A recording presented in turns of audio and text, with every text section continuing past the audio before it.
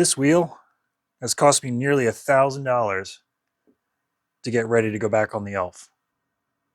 For those of you who are following along my channel, you may recognize this wheel, this Lega brand wheel, as what was on my Elf when I originally picked it up. And for those of you following along, you'll remember that it needed a set of tires.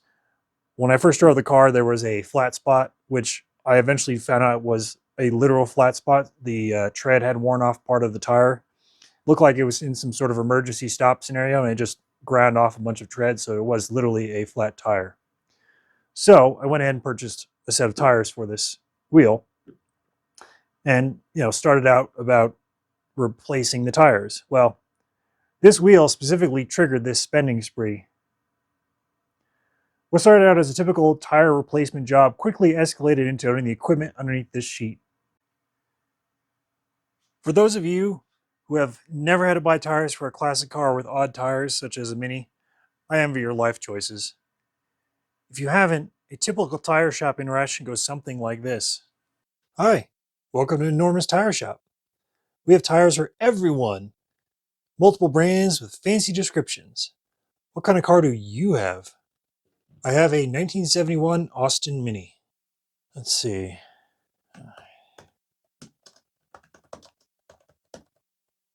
I don't see anything that old. We do have Mini starting from year 2002. Is that what you mean? No, it's an original Mini, a classic car from 1971. Oh well, it's not in here. What is the wheel size? Maybe you can find it that way. The wheel tire size is a 145/70R10. 10-inch being 10-inch tire diameter. What? That's tiny. We don't sell tires for golf carts or trailers. Ugh. No, it's not a golf cart or a trailer. It's a fully road legal, highway legal car. Oh, well, let's see. I do see a set of tires available in that size. It's the only one I see. Do you want me to order it? It'll take several weeks for us to get them here. The cost will be 75% more than you could order them for yourself. Great, I'll take those.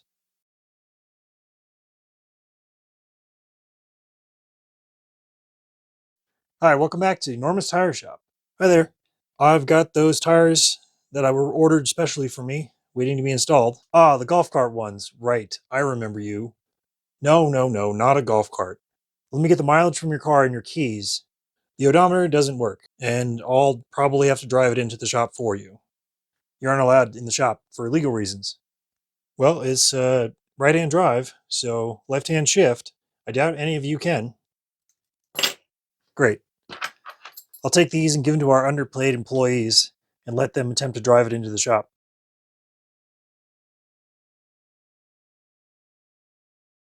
Hi, can you drive our car into the bay?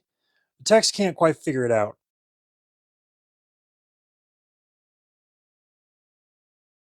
Okay, it's done.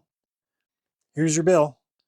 That'll be $25 for the balance, $7 for the store franchise fees, $2.50 for the environmental fee, $1.25 living wage fee, use of old equipment, $3.75, special compressed filtered nitrogen air, $7.50, state taxes, 8% of $3.62, old air disposal fee of $3.275 at $1.48, comes out to $49.98 times 4 is $200 plus the cost of the tires. Do you want to add a balance protection plan for $5 a month? Absolutely not. Well, then here's your keys back. And you got to drive it out of the shop.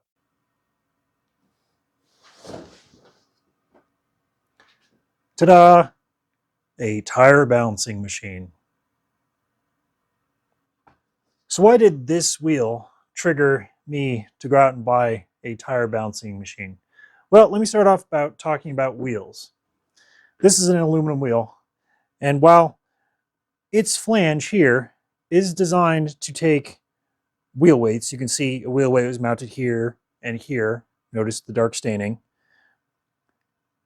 It's very unsightly to have wheel weights on wheels like this because, one, it leaves marks, as in here's the staining, you can see here and here, and two, it's unnecessary for a wheel of this scale. And when I say that, I mean that I could easily put a set of tape weights along the inside here in various locations to provide the necessary counterbalance for a wheel of this size. If this was a much larger wheel with much larger tire, then perhaps a rim weight might be necessary, but on a wheel this size, tape weights are just fine to use on the inside of the wheel here, and it would save you from damaging the outside of this surface. The second thing that triggered me was seeing these score marks. So if I zoom in here really carefully, you can see about the center of the screen, there's a fairly large gouge. If I spin the wheel over, you can see there's another mark on the left of the valve stem. There's one here as well. If I keep going around, you'll see there's one here. There's another one here. These are all marks from where the tire machine that these were stuck onto were expanded outwards into the wheel and gripped onto the front face. So a tire person literally had this wheel placed face down in a tire machine and let the machine grip it. Now, I can totally understand why they did it. This backside of this rim here is sloped away from the center. So it could have been a situation where trying to grip it along the inside here proved to be too difficult because of the slope to the radius or the surface or something. But I mean, come on. Gripping the front face of a wheel that's designed to be decorative with the tire machine and then causing damage is just criminal. Absolutely criminal. Now, I know 10-inch tires can be difficult to grip on a traditional tire machine. 10-inch tires are traditionally the lowest setting for standard machines that I've encountered in the wild.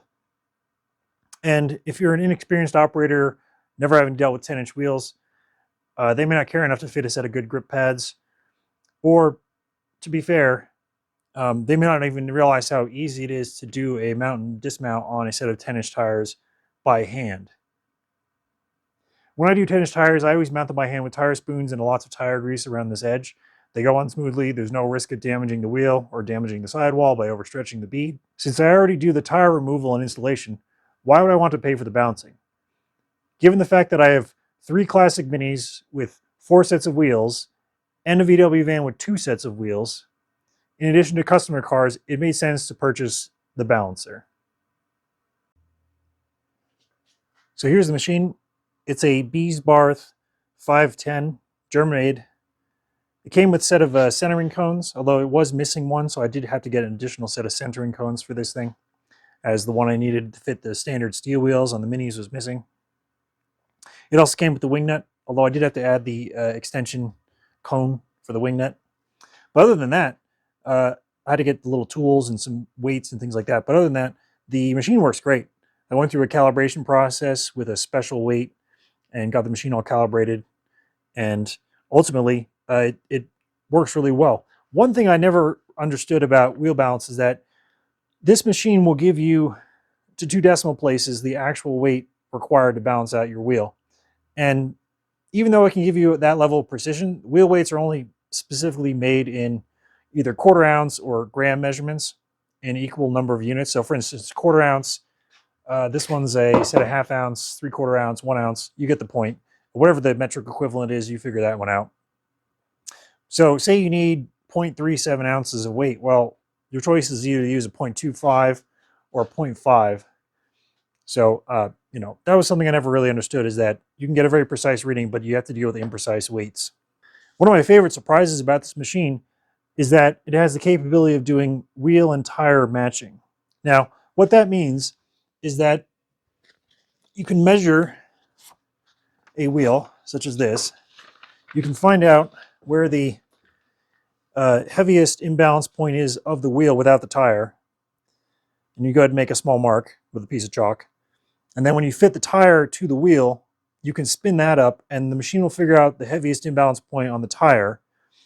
And when you have done both of those steps, the machine will then tell you to place the tire in a specific location on the rim to try and counteract the imbalance of the rim itself. So you can kind of make your tire and rim combination optimized before you add any additional weight onto the wheel and try to minimize any sort of out of roundness issues or just heavy spots in the tire before you have to do any additional balancing work, which I think is awesome. I didn't know about this machine specifically. I found it online, went and bought it, and I was excited that it was working, and the wheel matching program was just a nice bonus to run into. But the idea is that it provides a better overall balance. I've never had this explained to me by a commercial shop. No one's ever said, hey, by the way, your wheels are kind of out of round. Let me move the tires around a bit to try and improve the balance work. I've never received that information from any commercial shop ever in my life. So this is something new to me. Obviously, it's been around a while, but it's new to me because, like I said, dealing with commercial shops is very frustrating, and things you don't know are important. I also have a set of 12-inch tires over there for another set of wheels that I need to do this on. So I'm going to go through, I think, 2 or 3 different sets of wheels and tires and do the matching procedure and see how it goes. Because I'm really excited to have some really well-balanced wheels, particularly ones that aren't beat up and messed up by tire shops. So I've gone ahead and fitted one of my van wheels, brand new tire, no wheel weights on the rim. I'll go ahead and turn the machine on, and then we'll go ahead and spin it up and see what the display says. And I've already gone ahead and adjusted the knobs. So it's a 14-inch wheel with a 3-inch offset from the machine, and it's a 5.5-inch wide rim. So let's go ahead and get it started. First, I got to close the cover for safety.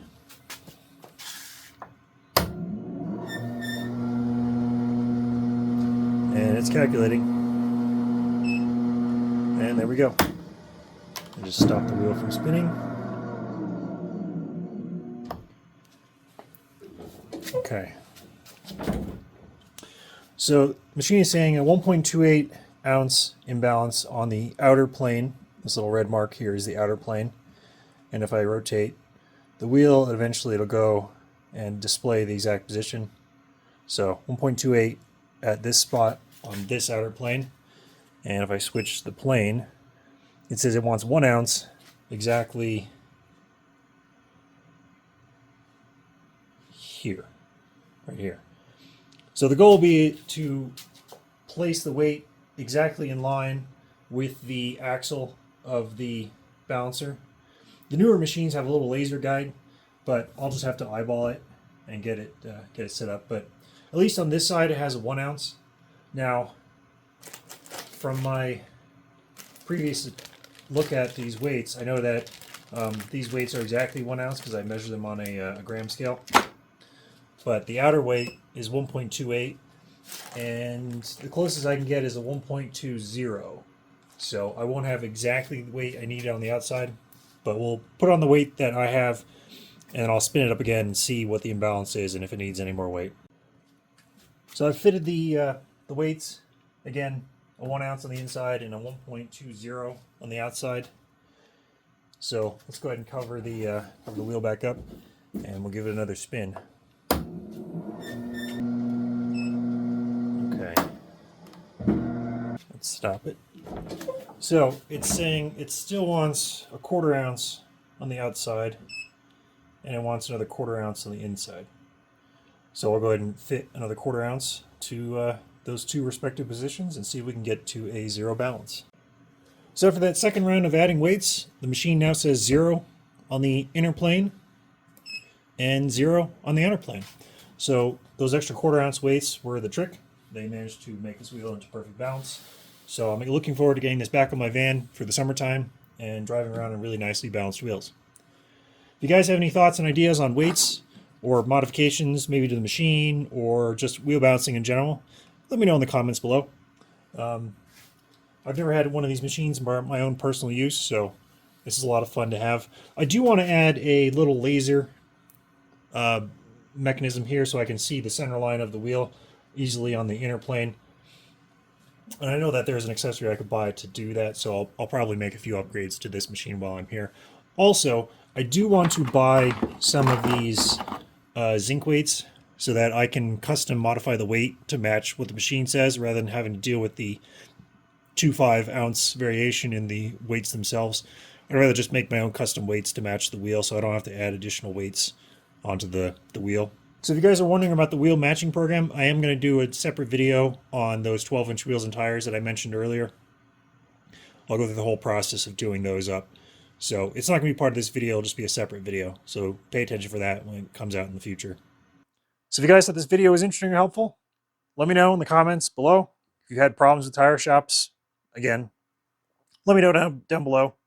Um, I only have problems with tire shops with small wheels. Large wheel cars, anything above 14 or 15-inch rim size, I don't have problems with them. They can do them just fine. It's always these really small ones that they have problems with. So I'll be doing these from now on here in-house, as well as my own personal car wheels as well, because honestly, I'll just do everything at this point forward. It'll save me quite a bit of money. I know that. But thanks for watching. See you guys soon.